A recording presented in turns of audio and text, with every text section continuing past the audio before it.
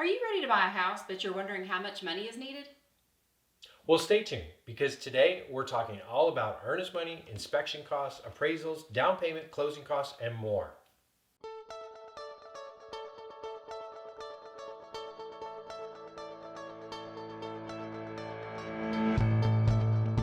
Hey everyone, welcome back to the Rocket City Homes channel. We're Glenn and Jodi Meter, realtors in Huntsville, Alabama with Legend Realty. Today we want to help you understand some of the costs related to buying a house. Those costs include earnest money, home inspections, a home appraisal, your down payment, and then closing costs.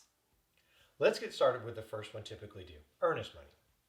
Earnest money is given as a good faith deposit for the seller to take the house off the market and move forward with selling it to you. It is typically held by the buyer's real estate brokerage, and the amount that you put down will be applied towards your closing costs. Earnest money may be refundable to you in certain situations, such as if you're unable to qualify for the loan or if something significant shows up during the home inspection and the seller is either unable or unwilling to repair it. However, the seller may be entitled to keep your earnest money if you simply just back out with no good cause. Next, you'll need to pay for any inspections on the house. These inspections are for you to be satisfied with the condition of the house that you're buying. And every house, even a new one, won't be perfect. The idea is just to have a better understanding on the overall condition of the home. Find out which things are minor and which things need to be addressed before closing. And because Alabama is a buyer beware state, it's very important not to skip that step. A general home inspection will look over the property from roof to crawl space and everywhere in between. After the inspection, you'll receive a report with specific details related to the structure, the heating, the cooling, plumbing, electrical in the home.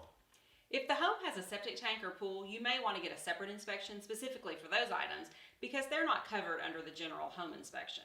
Also, one other inspection to consider is to get a radon test. Radon is a naturally occurring colorless and odorless gas that can cause health issues at high levels. Once all the inspections are complete and we have all agreed upon the repairs needed, the bank, your lender, will need to have an appraisal done. This is to make sure that the value of the home is worth what you've offered to pay for it. If the appraisal comes in lower than the agreed upon price, then the bank is not going to lend you the amount that you need for the purchase. So we want to make sure that the house is worth what you've offered for it. Now that all is well with the appraisal, you'll need to come up with your down payment. The down payment on a house is the upfront cash that a home buyer provides in order to secure their loan from their lender. Most mortgage lenders require a down payment from the borrower to be approved for the home loan. However, the amounts will depend based on the type of mortgage that you're using, your lender, and your financial circumstances. Lastly, let's talk about closing costs. Closing costs are the services, the fees, and taxes required to transfer ownership of the property. These include lender costs like the processing fee, underwriting fee, and document prep fees. And in addition, there are the closing attorney fees, which include the title and tax searches, settlement or closing fees, title insurance, and more. And these are all the costs of the title work to transfer ownership from the sellers to you, the buyer. But wait, there's a little more.